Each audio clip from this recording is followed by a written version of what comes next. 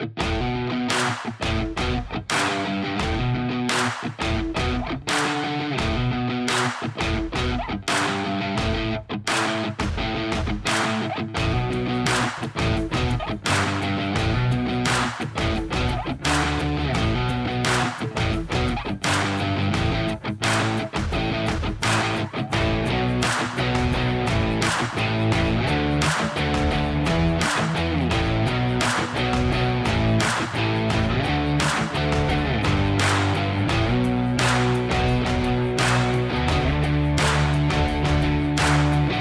hi, everybody, and welcome to another exciting edition of the SoCal Prep Report. Rich Stray along with Bob Gibson, Randy Rosenblum standing by with all kinds of LA City madness. Right now, Bob, we got to get to the southern section, man. It's the actually, we're at the semifinals. It was the quarterfinals last week. Semifinals are serious business, though, Bob. They are. I mean, now you're getting down to it, right? Yep. Now you're getting down to the best of the best. We're starting to get the pretenders out of the way. You got that right. A few upsets in this in those semifinals, those quarterfinals too. All right, let's go to Division I, or the former Open Division, Bob. This was 8 teams that were selected. Nobody played when the playoffs opened 2 weeks ago, but they played last week. There you see it was Bishop Mater Dei mixed up. Let me tell you something. No big surprise. Mater Dei, Bosco, and Centennial all killed their opponents. They scored 100 points each on them. Bob, it was no contest. The only contest of the night was the Servite Mission Viejo game, 3-point difference. Yeah, and that was a great game. That was a classic game. I told you that was going to be a really close one, and either team could have won. I think Servite had some chances to win that, and they certainly did. Maybe a more experienced Servite team would have found a way to win that game. But they come up a little short. The only one that really surprised me was Centennial Jay Serra. I know Jay Serra was without Chris Street. They're all everything but running back. 56-0, Bob. But to lose 56-0 like that, that's crazy. That is the way Jay Serra finished their season. I think has to be a big disappointment, not only to the Lions, but I think to everybody who had really high expectations for that team coming into the season. So I get it. They'll regroup. It's Jay Serra. They'll be okay. They'll get some talent back in there. They got a quarterback coming back, but that was a disappointment to me. So Bob, what do we read into all this? Nothing. There's nothing to read.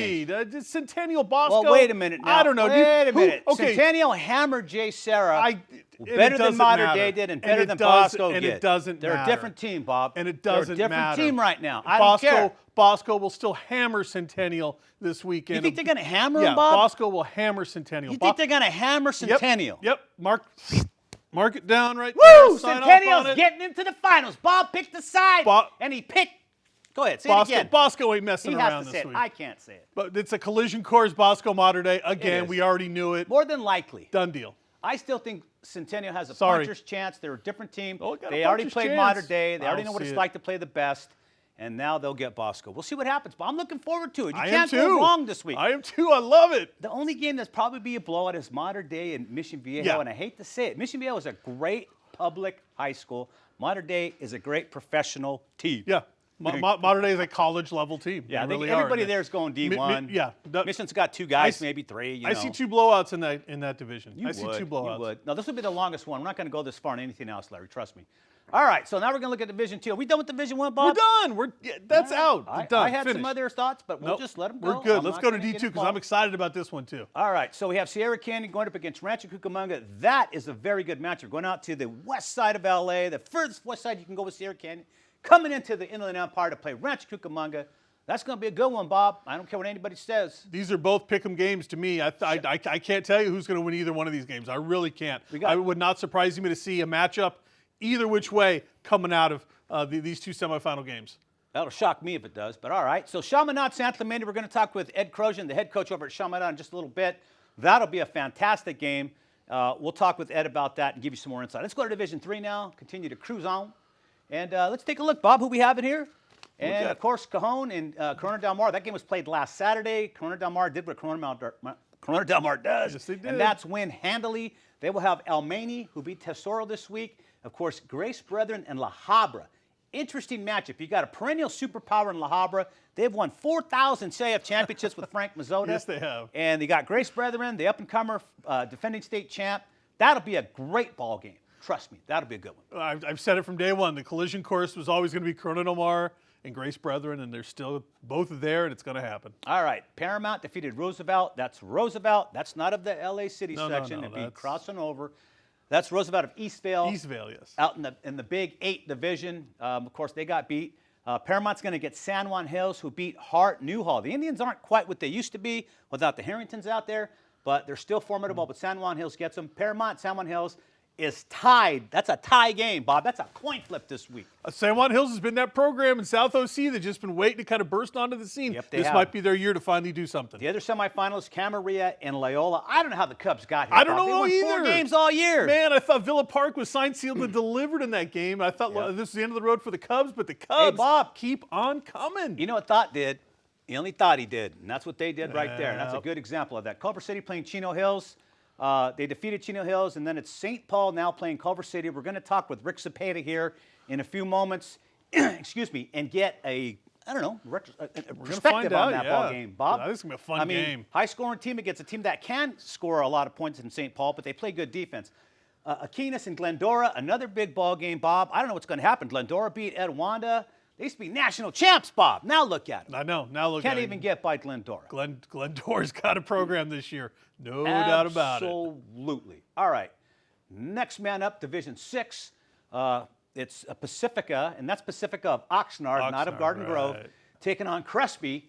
Bob, Crespi's in, man. Troy Thomas leaves, and what happens? Crespi's unbeatable, man. We talked about that joke last week, right? All Crespi had to do was get rid of Troy Thomas to get back into things. Now, Crespi and Servite both in good spots. The coach is where he's supposed to be now. Okay, now we have Lucerna, of course, defeated Los Altos, so they're going to take on San Jacinto, who defeated Kaiser. Kaiser, man, that was my sleeper team. Tell me about division. San Jacinto, Bob, because I don't know much about them. I just know they're way in the heck out there. I got to dig a little deeper on this one because, man, I had Kaiser into the semis. I know here, the JC College San out there is Jacinto getting must a new be stadium. San Jacinto must be really good. Yes, they must be. All right, continuing on, go to Division 7 now.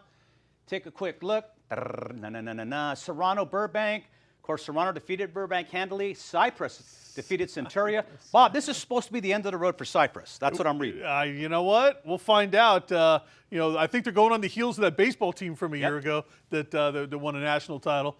This football team has got some of those same caliber of athletes. If Cypress wins and wins out, they're going to be national champs, Bob. That's all I got to say. It's done. West Ranch, Temecula Valley.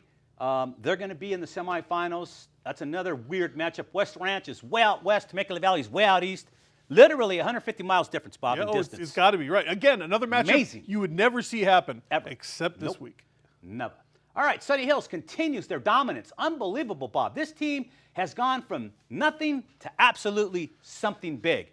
They defeated Notre Dame last week. They got Trabuco Hills, who defeated San Gorgonio last week.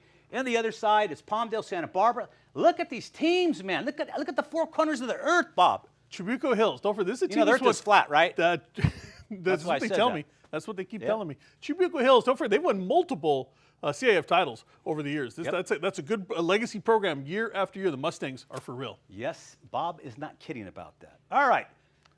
Division 9. Bob. Upsets. Big division here. Big upsets. Foothill. Foothill gets beat by San Dimas. Really? Yeah, I know. The number one seed, undefeated Foothill, gets taken out by San Dimas. All right. It's north, and that's got to be North Torrance, Bob. Right. That is North Torrance. Right, do I see Newport Harbor on the other side of the bracket? Yeah, I see Newport Harbor. I can't believe they beat Monrovia. Hey, I think that's a typo. Is that a typo, Larry? Sure? Randy? Go back to the tape, Larry. I don't know.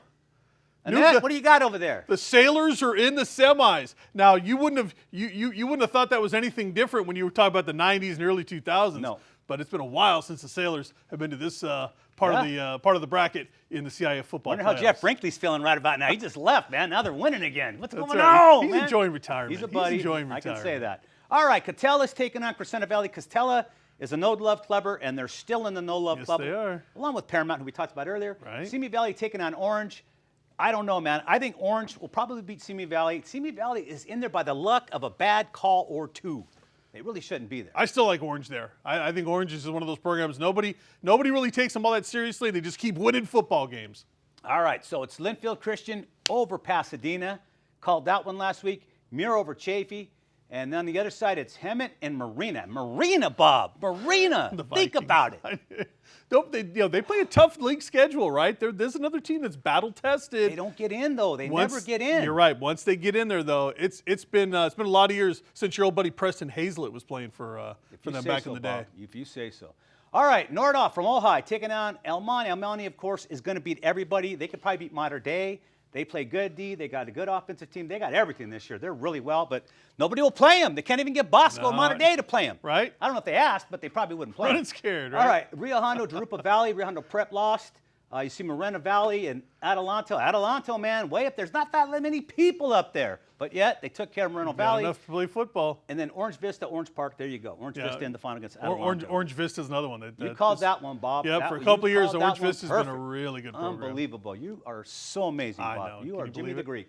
All right, Ramona and Alhambra going in the semifinals. Calvary Chapel finally lost. Cantwell lost. And then you have Esperanza going up against Inglewood.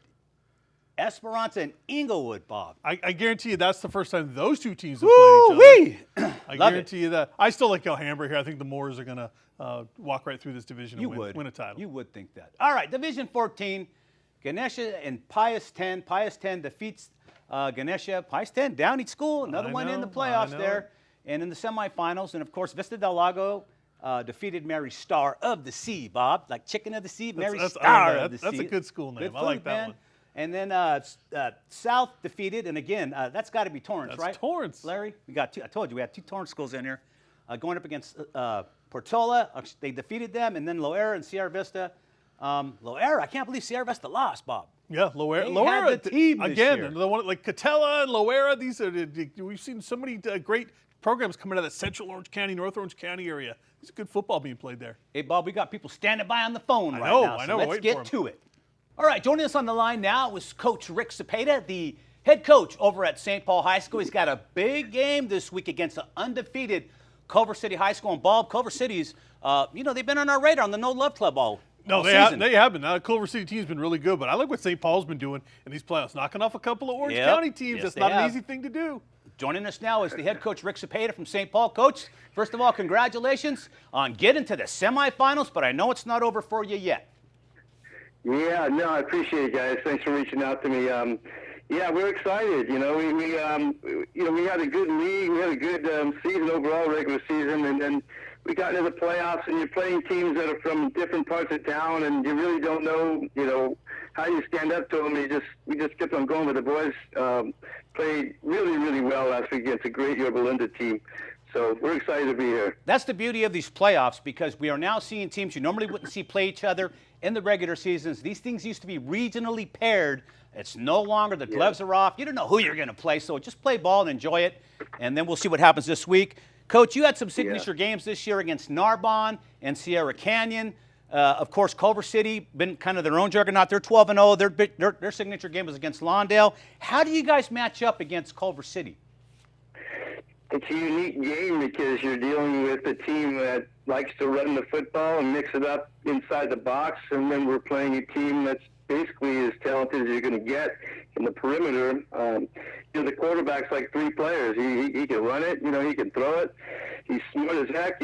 Everyone's trying to sack him, get a piece of him, but it's been very difficult on everybody. So we've got our hands full. We got to go to Culver City, and we said they're going to be ready for us. And so, like I said, Culver City is a unique game for us.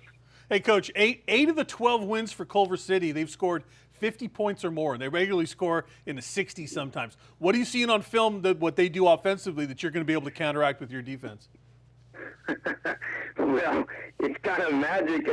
I'm old enough to remember Ron Kusha from L.A. Wilson and see that guy run around and just make plays all the time. So, this guy reminds me of that guy. He's got that type of speed. He's a running back with the ball in his hand when he takes off. And, again, he's got a rifle arm. He's got great receivers who come down with the football. So they run some great routes. The offensive line does just enough to give him time to get it downfield. And like I say, they do a really good job of utilizing all the talent that they have. So, hey, that's how you can do. I was going to say, Coach, that's how I praise throwing Ron Kusha's name out there, man. Everybody remembers that guy from the 70s. He was just phenomenal. If that's what you got this week, good luck, Coach. My Lord. Yeah, no, he's that talented. And, yeah.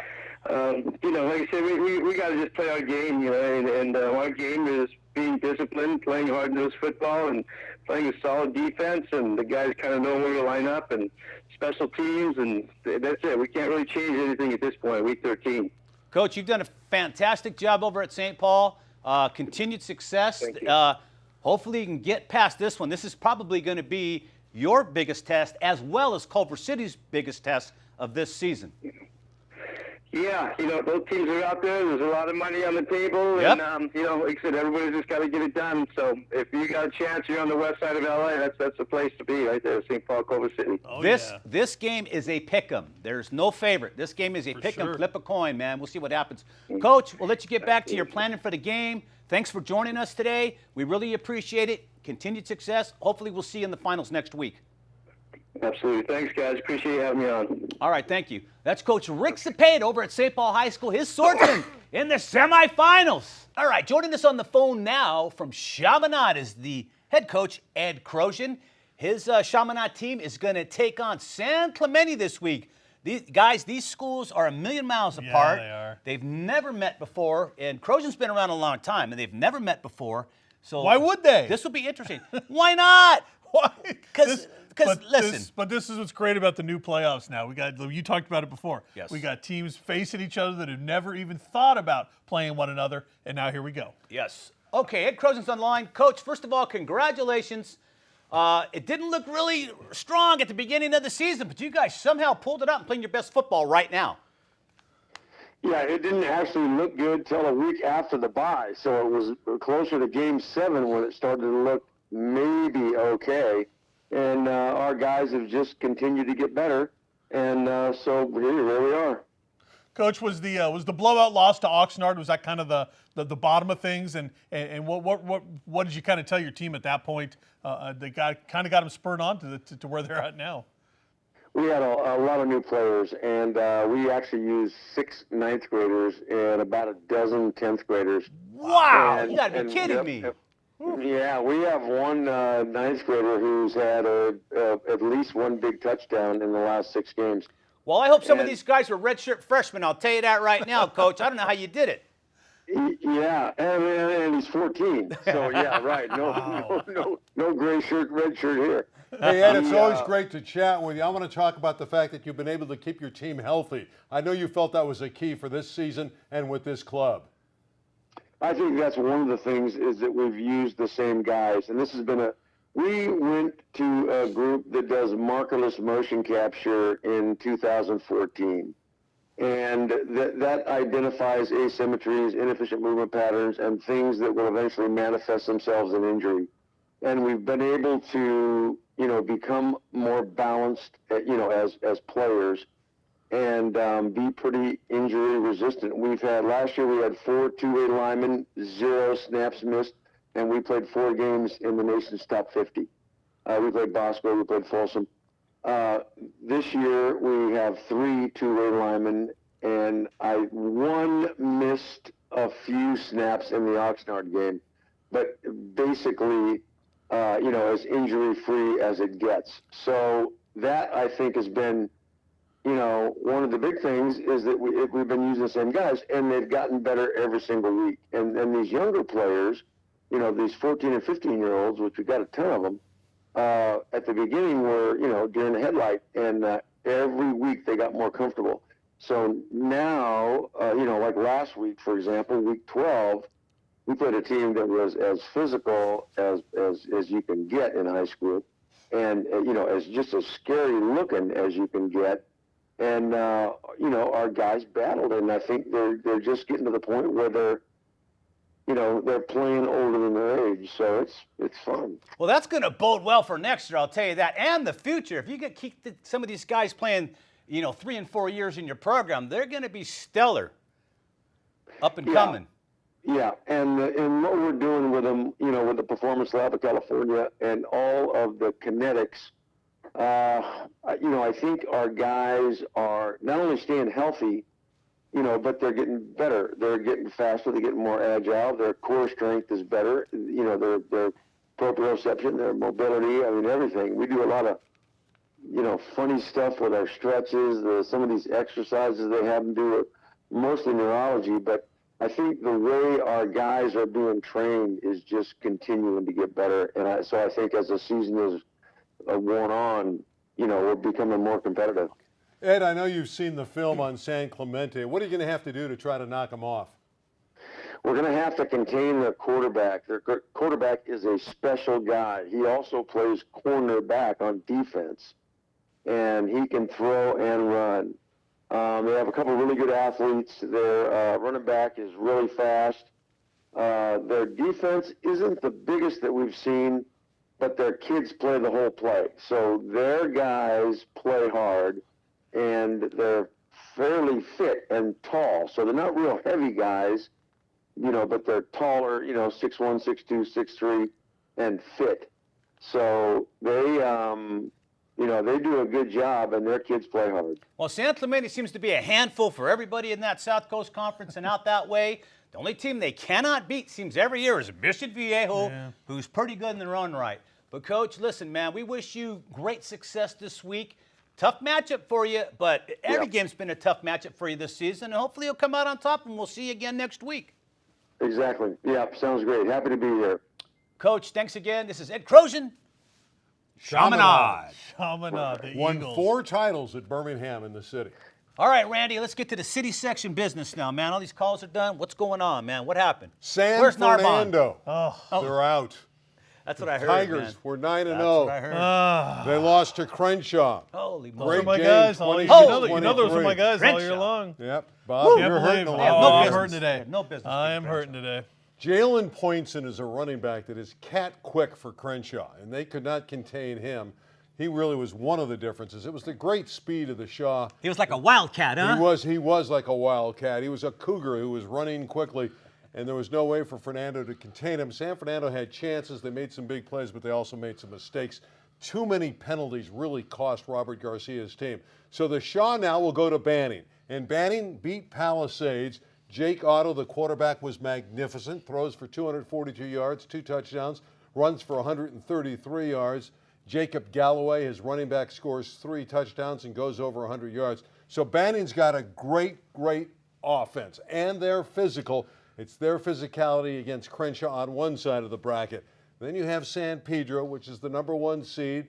They beat Carson for the 2nd time this year. They're Marine League rivals. Beat them 17-0 last week. Josh Ward over 900 yards, 17 touchdowns, great running back for the Pirates. And there's Birmingham, who I felt all year long has great athletes and a terrific defense. The computer actually picks Birmingham here, at least one of the computers. I've seen 2 of them. They have them by 1 point. That's a very difficult matchup. Again, it's the physicality and the senior leadership of San Pedro against a young, very talented Patriot football team. We know what Garfield's done all year, so the team that takes out Garfield, you got to take them seriously. No, Birmingham's for real. They have great no athletes kidding. all over the field. So they're terrific. They're talented. They lost to some Southern Section powerhouses earlier in the year, but they're really I like good. to see Crenshaw back there in the semifinal. wouldn't that Anything be can something? happen, man. Crenshaw can win this Wouldn't that be thing. something? Yep. Robert That's Garrett, their Yeah. venerable head coach, has a chance.